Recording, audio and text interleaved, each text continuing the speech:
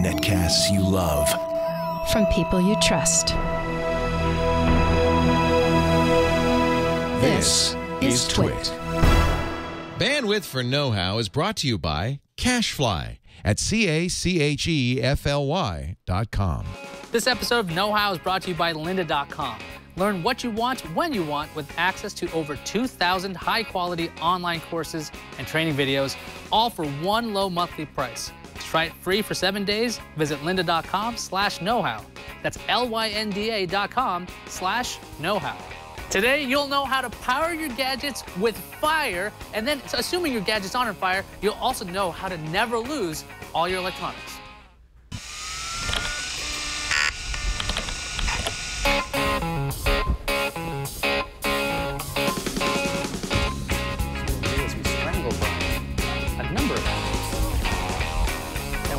Go around that way.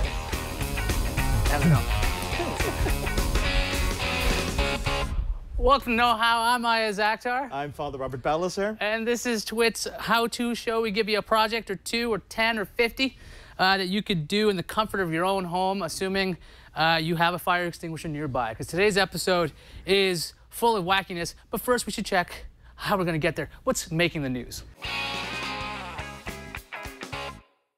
Yeah, so have you ever heard about deep space exploration, Ayaz? No, never. Okay, you know... Is this a thing now? It's a thing. It's, well, you know, a while back. The whole idea of taking these satellites and just send them out of the solar system, just sending them as far as we can go. Problem is, you know, you can't really power them because the sun gets too weak, so you need to use a thing called an RTG.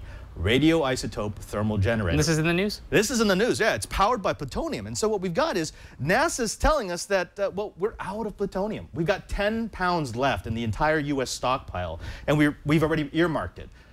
The problem is we don't make it anymore because plutonium-238 is a byproduct of the process to make nuclear weapons, and we're not really actively making those anymore. Okay, that's very interesting. How does that translate to what we're doing? We're making a time machine? Are we working with Doc Brown today? Absolutely. Well, no, okay, no. But we are going to learn how to do some of the stuff that allows for those deep space probes to go on. You see, that P-38, when you put it into a puck, it literally looks like a hockey puck. Okay. It heats itself up because it's shooting off helium cores to about 1,200 degrees. Now, of course, they can't put like a power plant into a spacecraft that they're sending out into deep space. So they developed a technology, very simple technology, to turn heat directly into electricity. So we're going to be able to use, so we're obviously not going to be using plutonium here. Unless you've got some. I don't happen to have plutonium. I might be, anyway, there's far too many jokes on this. Yeah. Let's just move past that. Let's go past that. Let's talk about actually setting fire to some stuff to make some energy. Right. Okay, so here we have the standard schematic for an RTG. It's heat source and a bunch of what are called thermocouples or a thermopile. It sounds like a really cool magical technology that turns this heat into electricity that can power a satellite, but it's actually not. Right over here, we've got a good example of an RTG. I just reviewed this on Before You Buy. This is a BioLite camp stove. It takes the heat from the fire, puts it through that heat pipe, and it turns it into enough electricity for you to be able to charge your USB device. Now, this may seem like, again, magic, but really at the heart is this. You have here what looks to be a broken coat hanger. It's a actually, you could make this out of a broken. This is very exciting. I don't know if you could see these. It's actually 2 different kinds of metals twisted together. Right. So people in our forums have said, well, we want to know how to make stuff out of things we already have. Well, if you've got 2 types of wire, a coat hanger and some copper, maybe you strip the electrical wire out of your house, you can make one of these things. Let me show you really how quickly. I've got some spools of copper and galvanized steel. This stuff you can pick up. I actually bought this for about $3 down at the local Tractor hardware supply. You just cut off a length, like so that we've got 2. Now what we're going to do is we're going to twist together the ends. This is probably the most inefficient way to do it, but we're going to do it this way because, well, you know, I don't want to be soldering on the set. What this will allow us to do is to put 2 of the metals into close contact with each other, and it uses what's called the Seebeck effect, which happens whenever you put 2 dissimilar metals into close contact and you heat them. Because when you heat a metal, it expands. And because it expands at different rates, what's going to happen is it's going to generate a small electric current, which we will be able to measure on a probe. So what we want to do now is, you're going to be the master of the probe. That's an interesting phrase to have. We're just really going all over the place today. So we've got a multimeter here. You've got those two pieces of wire that are together. So we've got a piece of steel, piece of copper. You're connecting it to the multimeter, and we're going to heat this up, and we're going to see voltage here. Yeah. So this is no magic. There's no foolery. It's a multimeter with a thermocouple attached and 2 probes on the ends. It's at 0 volts right now. And here's the fire. Here's Let's the fire. make sure that we don't get Jeremy hurt. B's getting nervous. We've got a guy. We start heating this up, and hold on. We're seeing movement there. See, now we're starting to see voltage. It should get all the way up to about 0.1. There we go. Okay, so that's actually not a lot, though. What we're getting is 1 millivolt. 1 millivolt. So I can charge nothing. You can charge maybe an LED. Skadoosh. I can do so. I can have an LED light up when I set up fire, because when you have fire, you need light nearby for LEDs. Yeah, well, because fire's dark. No. Anyway. Yeah. No, but what you would do is you would actually have what's called a thermal pile. You would have tens, dozens, hundreds, thousands as the of schematic these, shows, as they do in the spacecraft. The reason why I want to show this off is because in a future episode, we're actually going to build an efficient version of this. This is something we put together literally in like a minute or two here. But you can get these little 80-cent TECs, thermoelectric coolers, that will allow us to get usable energy out of a waste heat source, like a stove. So creating efficient one. Maybe you'll do the efficient one, and I'll do the most inefficient one possible. But huge. Just gigantic. I like this. I'm gonna go to a junkyard and get big. Maybe you actually can get plutonium. I can. Well, I don't know what kind of junkyard you hang out in, but I don't know. But that's that. So I mean, right now, so we're duplicating what NASA's sending out into space, so they could call us, and maybe we'll heat up a couple of coat hangers and exactly. Yeah, it's a very fitting time since Gravity is out now. It's a really good movie. I highly suggest it. And evidently, everything in space explodes. It can. So we're going to be messing with that in a future build. And by the way, in the news also, Windows 8.1 is out. And as a gag, I'm going to try to download it now live as this is going. Back when I used to watch the screensavers, there was always this time they'd be like, hey, I'm going to install Linux or download Linux. So they'd hit the button and walk away. And about 6 months later, you'd actually get it, because those are the dial-up days. And the Microsoft servers have been hit pretty hard. Let's see if this thing actually does anything. I'm hitting download right now. And there's little dots flying, so I think it's going. It's only a 3.26 gigabyte file, so well, it ought to be done really soon. So. Do you have high hopes for this, IS? I have got hopes. Because I've seen my Twitter feed filled with people saying, I've been sitting in front of this thing for 8 hours, and yeah, I'm like 1%. We'll check in on this from time to time. Hopefully it'll get done by the end of the year. Well, maybe you could have 8.1 right about the time they release 8.2. Sounds like a plan. I like this. So at least before 9, we'll have it. So we got this downloading. We're going to be messing with that in the future. Should we move on to the insanity that is losing our gadgets? Let's do it, because, I got to tell you, I am always losing my stuff. I don't know why. I just throw it away. I throw it in the ether. It's gone. Well, that's probably why you're losing them. You keep throwing them. I gotta stop throwing them. Yeah. So first we get your utility belt. Okay. Yes. But that could anyway. So let's talk about some software solutions real fast right now. If you've got an iDevice, the simplest thing you can do is go get Find My iPhone. It's an application. It's free. It's from Apple. If you lose your phone or your laptop or anything that uses iCloud, you'll be able to see it on a map. Also, I was messing with this earlier. If you're going to use iCloud and you want to lock up your desktop, you can do that. You can lock up your laptop or desktop. You can even send a message to the person who's there. I wrote a swear word for myself, and he had put in a long 6-digit or 7-digit PIN.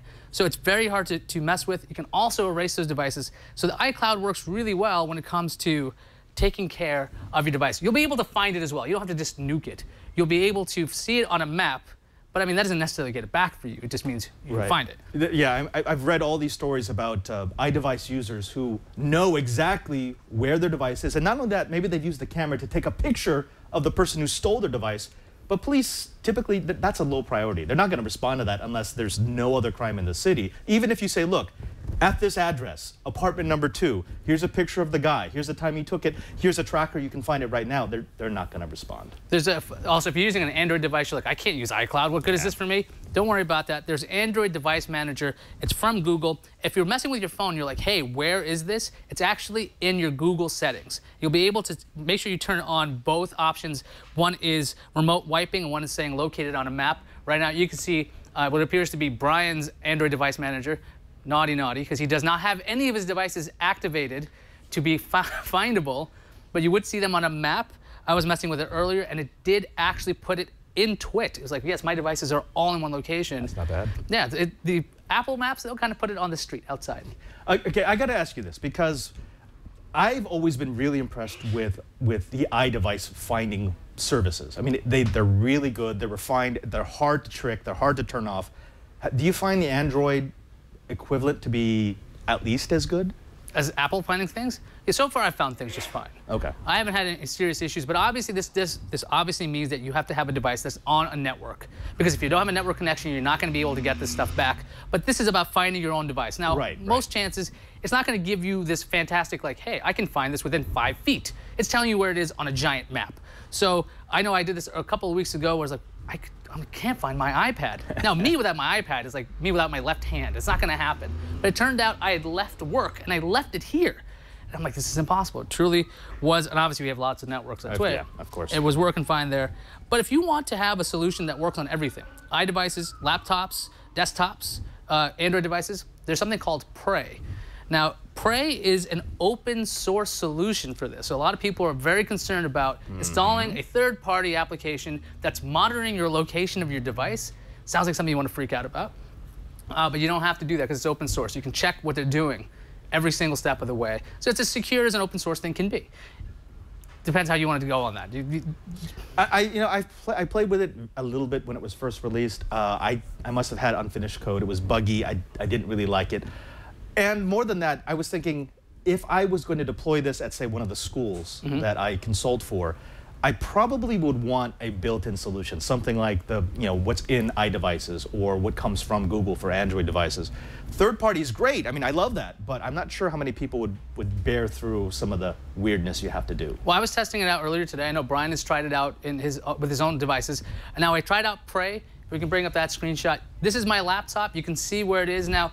If I say this laptop is missing, there's this little slider. You can go to missing. And if you start scrolling down, you'll see all of the information you can gather. This is the geography location, the network, if you want to find active connections, if you want to take a screenshot of what's actually going on that actual device, if you want to take a image from the web camera that's built in, that's in there.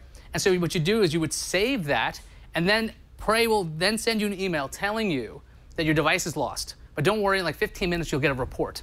This is the report it gave me, and it located my laptop right by what looks to be TWiT. If you keep scrolling down, you'll see a picture of the guy who took my laptop. He looks shady. He wasn't even bothering to look at the laptop. He was messing with my iPad. If you scroll down the screenshot, what was he looking at? He was looking for my Android devices. Okay, we're getting recursive now. You believe this? Yeah. This is my Galaxy S3. That guy now knows where all my stuff is.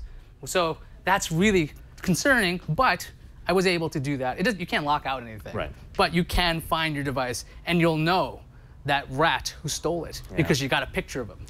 Now, I got to ask you, these are all software solutions, which are great because, as we've seen, they get to be feature-rich, and they're generally free to very inexpensive-ish. But software you can just turn off, right? I mean, you turn off the device, you turn off the hardware, you turn off the software that's running in the background, and suddenly none of these work. Yes? Or yes, true. No. Now, there could be hardware solutions, and we'll get to that. Oh, okay. But we're going to take a quick break and thank our friends at lynda.com.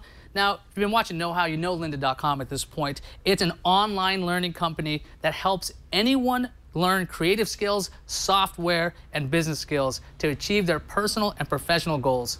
And with a lynda.com subscription, members receive unlimited access to a vast library of high-quality, current, and engaging video tutorials across a wide variety of subjects. Lots and lots of subjects. If you're talking about software, you got Excel, Photoshop, Dreamweaver. If you like to mess with Raspberry Pis, they've got tutorials. If you like making DSLR videos, tutorials on that. Now, if you've been paying attention the past couple of weeks, when it comes to all the courses I've been taking, I've tried out how to switch from Final Cut Pro to Premiere. That was one course I was taking. Another one was video journalism, because I was looking into documentary making, and it would have really helped me to have those skills. Then Logic Pro, because I found that disc in the garage. So the course I'm looking at this week, because I really need this one, Time Management Fundamentals. Because I'm taking all these courses, I really need to schedule this a little bit better. And the Time Management Fundamentals tutorial, I really like it. So it goes beyond the scope of just software. There's lots of information you can have for your business life or your real life. And this might be a controversial point as discussed, by the author of the program, saying that there's no such thing as true multitasking by a human being. It's just quick switching. Now, you can argue with that all you want, but you'll learn all these tools right there from experts in the field. It's not some guy making a YouTube video in his basement with really bad audio. You can't hear anything. It's not like that. It's really high quality stuff. You can improve your skills, learn new software, keep up with technology. There's over 2,000 courses with new courses added daily. And the courses this week that have been added, practicing photographer. So if you want to be working as a photographer, they have a course for that. Increasing your creativity at work and code efficiency. Now, if you're going to be making code, you could have the really sloppy, bloated code that runs slowly, or you can be efficient, like Steve Gibson, who makes the tiniest apps in the world. They actually still fit on floppy disks. Like, that's how small they are. Efficiency in code is fantastic. You should learn that. It's one of the courses over at lynda.com. Like I mentioned before, the instructors are experts in their field. They know what they're doing. High quality video production, audio production. You're going to get supremely excellent video and audio when you're listening to these courses or watching them. It's curated course content. Each lynda.com course is carefully structured so that users can learn from start to finish or jump to a specific chapter. So if you don't want to listen to a particular chapter, you can move over to another one. There's easy to follow videos that help you find the answers you need. Searchable transcripts, because if you're like, hey, what was that point this guy was talking about? You can search through the video because of the transcripts. Bookmarks and playlists, so you can organize all the courses you're taking. And courses go all over the place, so all levels are covered. So if you're talking about, I'm a novice, I'm an intermediate person, or an expert, there's all these courses for you. And if you're like, I don't even know where to start, there's over 2,000 courses, what am I gonna do? Well, you can find inspiration and new ideas because lynda.com has a series called Creative Inspirations, which are documentaries. And what they do is they follow companies and creative individuals who are leaders, entrepreneurs, inventors, experts, and pioneers in their field. Now, creative inspiration documentaries include Burt Monroy, who used to do Pixel Perfect, did a lot of work with the screensavers, great stuff, excellent expert when it comes to Photoshop and working with light in a digital medium, and Mixopolis Animation Studio. So we've got a company that does animation. We've got these documentaries about them at lynda.com.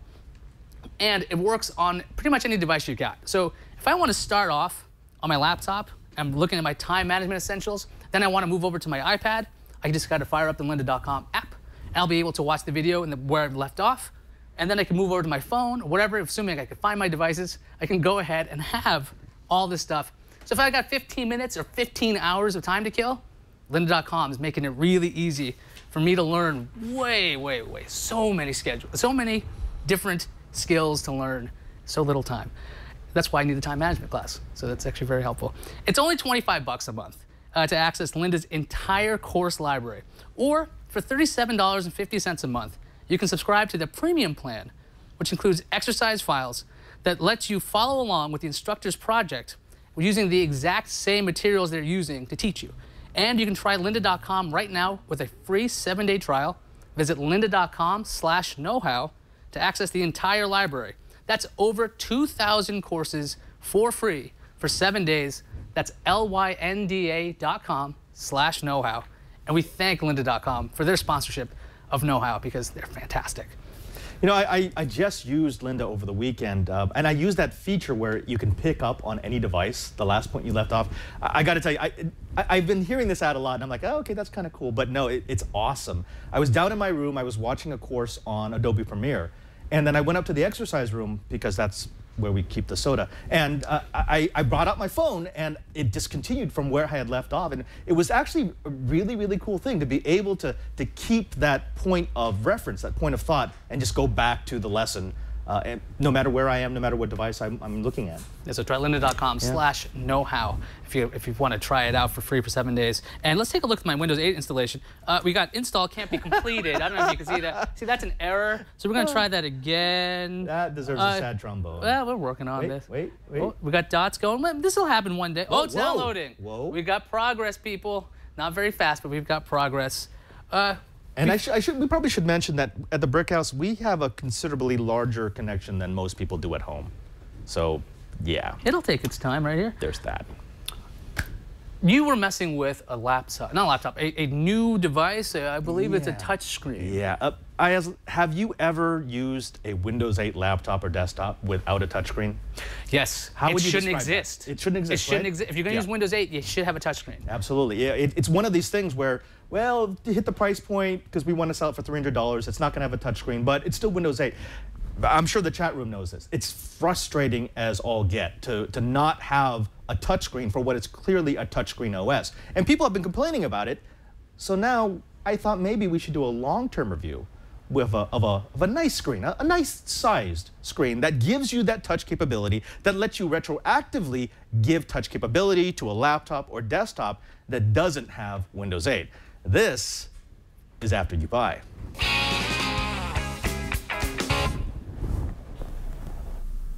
Take your monitor. Now stretch it. Add a bunch of ports, attach some speakers, slap a touchscreen on top of it, a sleek stand behind it, and shoehorn everything into a sexy 1.5-inch thick VESA-mountable housing. Ladies and gentlemen, the Acer T27 HL.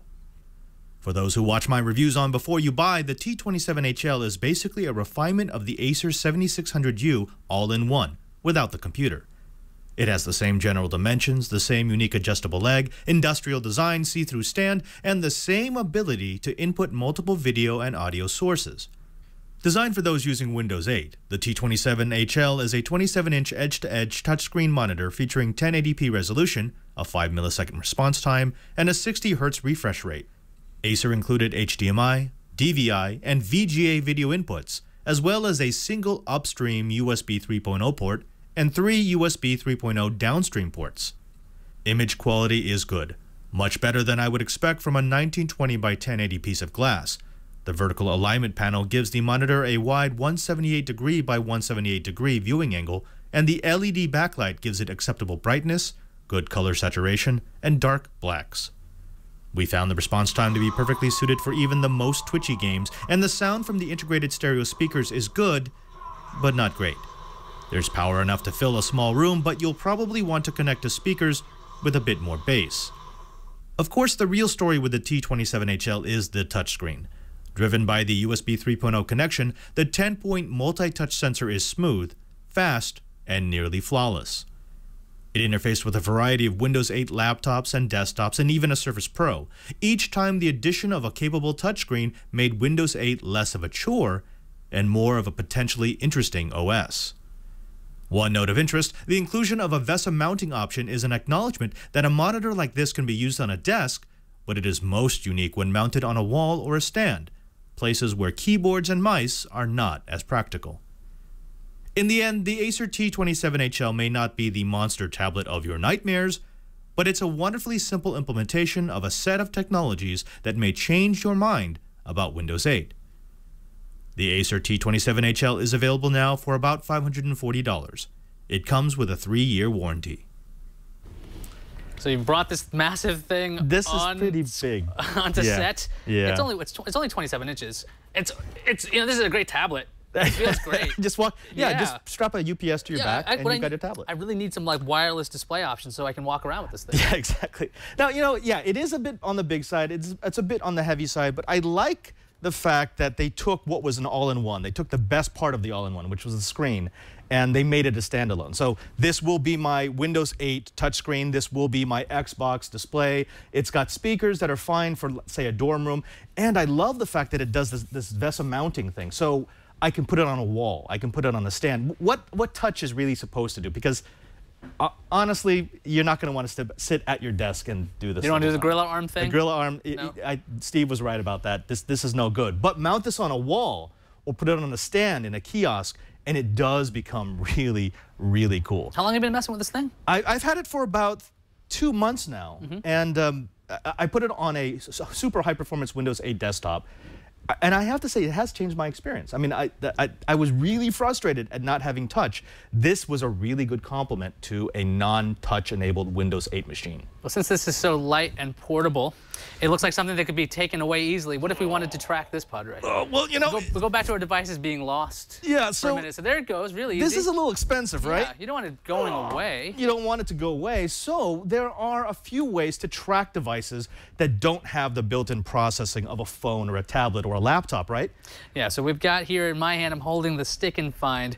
This is a tiny Bluetooth tracker. Now, obviously, since it's Bluetooth, it has a limited range. Actually, I believe this was reviewed by Anthony Nielsen on Before You Buy. He's one of our fantastic, actually, he's a fantastic graphics guy. And you can see, there it is. It's a tiny disc about the size of 2 quarters, and he's stuck it in his wallet in case you lose it. It's $50 for 2 of these.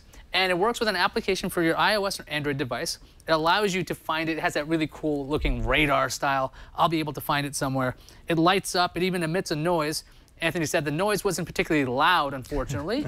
But if you're losing stuff all the time, it might totally be worth it. And the battery life on this device is approximately a year. So in this video, you can see Brian hiding Anthony's keys. Very important. You need your keys. He went to go find it. The radar is not exactly 100%. It's not like it's dead on accurate. You'll find it, and Anthony does find his keys at some point, because he does turn on the page function that allows the device to emit a noise.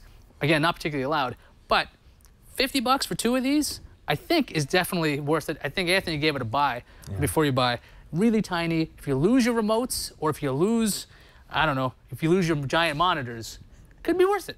Now, that's old-fashioned DF, right? I mean, you've got a device that is just measuring signal strength, and as you turn it one way or another, it'll tell you, are you closer, are you warmer, are you colder, are you warmer, are you colder? It's the Marco Polo game. Yeah, but it's local. I mean, it's got to be within about 100 feet was what the range was. This is obviously, so instead of like, where's my phone in the world, it's more about, where's my phone in the house? Right. So if you want to be able to find it hyper-locally, it might be the way to go. But obviously, since it uses an iOS or Android app, you probably need another one to find it. But that's so yeah. So if you lose your phone, you should get another phone to track your phone. Absolutely. All right. Make sure you have phones. Lots of phones. Yeah. There's also this device from TrackDot. Now this device is not out yet. It costs about $60. Now what it does, it says TrackDot luggage, but obviously you can put this little device pretty much anywhere. And what it does is it works with cell tower triangulation. That's the way it does its data. It's not doing GPS to try to find where things are. What they suggest you do at TrackDot is you put this little device in your luggage, and if you want to find out where it wound up, because you travel all the time, you're like, where did my stuff go? You'll know where it is at least. Boston. It's in Boston. Yes, because he's going to enjoy the soon-to-be World Series the way they're going. But yeah, so this is the thing from TrackDot. This is going to come out in November. It's about $60. I want to mess with it when it comes out officially, because I can't really say how it is, since this is a pre-production unit. Oh, why do you think they went with the RF cell tower triangulation rather than GPS? You know, I would think that it would work in more and more fields, more areas, right? Because you're thinking about air travel. You're going to end up in a location where you don't want to have a GPS signal, I'd imagine, because you have all of these aircrafts going on. You got this, get you somewhere at least, you know it's in the airport. Right. But you've got something as well. So this is for those people who they really, really want to track something. This is called the eZoom from Securus GPS. This is a device that will essentially lets you track anything. It's got a really long standby time. We're talking a couple of days of standby, but it uses standard micro USB, or mini USB, so you can go ahead and plug this into a cigarette lighter or one of those little battery packs, and power it for days, for indefinite amounts of time. Here's the cool thing about it. It does use GPS, and it does talk to the cell service. So anywhere this device is, anywhere that might have access to the sky and access to a cell tower, it can tell you exactly not just where it is, but where it's been. Now, I'm going to go over to my little screen over here to show you the dashboard. This is what the dashboard looks like for Securus. It's telling me right now that it knows that my device is here at the brick house. In fact, I can zoom in on the brick house and it'll show me. That's pretty good, actually. There is a giant red pin above us, too. Right, it's a very accurate picture. If you come to the brick house, you will find something that looks like a balloon with a number 1 on it. But so that's immediate location. And this will update every 5 minutes. So every 5 minutes, it sends a ping. The reason why it's not real time is because if you did that, the battery... It'll be dead in like a couple seconds. Exactly. So what are you going to track when you have no power? Or you'll have a device that's the size of a car battery, which People Really? will probably notice. They might that. notice that. They might notice. Now, I believe that has a service fee, as does this tracker I had here. My Yeah. service fee for this device was something $13 for the TrackDot. This one, Yeah, so the device itself is going to run you a little less than 80. The service is going to run you somewhere between 13 and 20, depending on how often you want to update, how much you want to ping. 20 is all you can eat. Track it all you want. And 13 is like, here you get like a dozen tracks. that seems really cool. And it says that you can receive email or text messages when there's movement. Right. So if you had it on something that's not supposed to move, you actually get notified. I really like that idea. Now, here's what I really like. If I go into the history settings, it will actually let me see where the device has been. So now we're getting into privacy concerns, because imagine you dropping this into the back of a car or someone's bike, somewhere they can't see it. I know whose car this is going into. Exactly. Brian? And let's say I want to find out where it's been for the last 8 hours. Ask it to display that. And now it will show me that this device started in San Francisco, right? Okay, that is really cool. I mean, that seems like something you'd see in like old TV shows, like show me where they've been. It's like, yes, I can track it up, but this is a device that you can buy for pretty cheap. Yeah, it's not expensive. If you're obsessive about where you've been traveling, I guess you could do that. And it doesn't just do hours. It can track up to the last 90 days. So if I say, okay, show me where you've been in the entirety of the last 90 days. Well, so it's a review unit, but it started off on the East Coast somewhere in North Carolina before it made its way over to California. So it's a simple idea, right? GPS plus cell transceiver, send out a beacon every 5 minutes, but the possibilities are unimaginable. I used one of these in a prank not too long ago, where we sent a package to an office that we were having trouble getting packages to people. It was taking weeks and weeks. And we were able to see all the different parts of the campus it went to before it finally got to where it was supposed to be. And it took 12 days for it to arrive to where it was supposed to be. And we learned that there was someone on the campus who was a little bit of a hoarder. And so what he was doing was he was just sort of gathering all the packages, and then he would feel bad and then deliver them. So that's interesting. So he had a crisis of conscience at some point. And if you want to know more about tech pranks and treats, we're going to be doing a Halloween special, Yes. trick or treats. Trick or treat. A lot of stupid pranks, because I really like using technology for stupidity. This would be a great prank. It's going to be kind of fun. And we're going to do some interesting stuff, some good treats for your internet speed and things like that. A little preview what's coming up. One thing I constantly lose, and this is a bit of a goofy thing, I always used to lose my remote control. Oh, gosh, who doesn't? For my television, my home theater system. And so I went on a quest a while ago to make every device I had, if it's a tablet, phone, iPad, I don't care what it is, I wanted it to be a remote control. And if you're like, hey, when did that happen? You could go to our huge library of stuff at twit.tv/KH, because episode 55 is actually when I decided to make all my devices into universal remote controls. So I don't need to look for it. I just happen to have like 6 or 7 devices. And the other thing is I install the app on anybody else's phone and it works fine. twit.tv/KH is the place to go for all our show notes, all of our past episodes. We've got over 60 episodes, really extensive notes when it comes to this. So if you want to slow us down, you can download the show. You can play it back in half speed if you wanted to, maybe with sound. Really interesting. Oh yeah. Wouldn't that be cool? Yeah, I'm feeling the vibe. That's an option. I'm feeling the vibe. Available in HD, listen to audio, whatever you want. It's all available at twit.tv/KH. Yeah. Did you know that you could also email us? That's right. If you have an idea for a show, or if you just want to write and say, hey, I hated the last show, Father Robert is due to tracking, whatever it's going to be, you can reach us at knowhow@twit.tv. Send it to us, and I will both read the emails. If you send us a really good idea, we might even use it. So, why not find out what we're going to do by telling us what you want to see, and then we'll do what you want to see, and then we get into that recursive loop. Exactly. If you don't want to be in that whole private realm of email, you're like, hey, I want everyone to see my idea. Google Plus. Oh, yeah. Try Google Plus. We've got a Google Plus community of over 4,000 people. It's like an old school forum. I absolutely love it. Lots of ideas going back and forth, show ideas. The #1 question asked on that forum or that community, what's the next episode about? We tell you that sometimes. Sometimes we don't. But sometimes we're there. But the thing is, you guys can argue with us live there at Google Plus. Yes, you can. You can see sometimes some behind-the-scenes videos, some weird stuff that goes on at our Google Plus community. gplus.to/TwitKH is the easiest way to get there. Or you can just go to Google Plus and do a search for Twit Know-How. We're also found on the Twitters. That's right. If you go to Twitter and write any sort of tweet with the hashtag, this is hashtag, right? That's something or other. I don't know what that with is. that hashtag of TwitKH, Twit Know-How, we're going to find it. We're going to read it. And again, you can write us anything. Tell us what you liked about the show. Tell us what you want to see. Tell us what you don't want to see. And maybe we'll get back to you. Maybe. Yeah, the thing about Twitter that's fantastic, we've seen a lot of show ideas from the TwitKH hashtag, and lots of questions come up that way. Absolutely love it. Try to use that if you can. Makes it a lot simpler than just emailing things. Sometimes, some of these emails, man, they're like brutal. I would say they're like phone books sometimes. So I like Twitter. It's short. I like the email I got that said, "Father Robert, like the episode. I don't like your face." I'm like, oh, okay. I shouldn't have wrote that. I could fix that. I'm sorry. I know. I do like the face now. It's also pretty. Okay. Anyway, I think that does it for us this episode of Know-How. When do we do the show? It's like on Thursdays. It's on live? Thursdays, 3 o'clock. 3-ish. 3-ish. Anyway, yeah. when iPad ends, that's when we go. That's when we start doing our stuff. So that's around 3-4-ish Pacific time. You can, again, like we said, you're like, I couldn't watch it live. You can always download the stuff at twit.tv/KH. Now that you know how to, I guess, set fire to things. Set fire to things and then find things you've set on fire. That's the thing. You set it on fire, throw it away, find out what happens to it. That's fun. Now you know how to do that.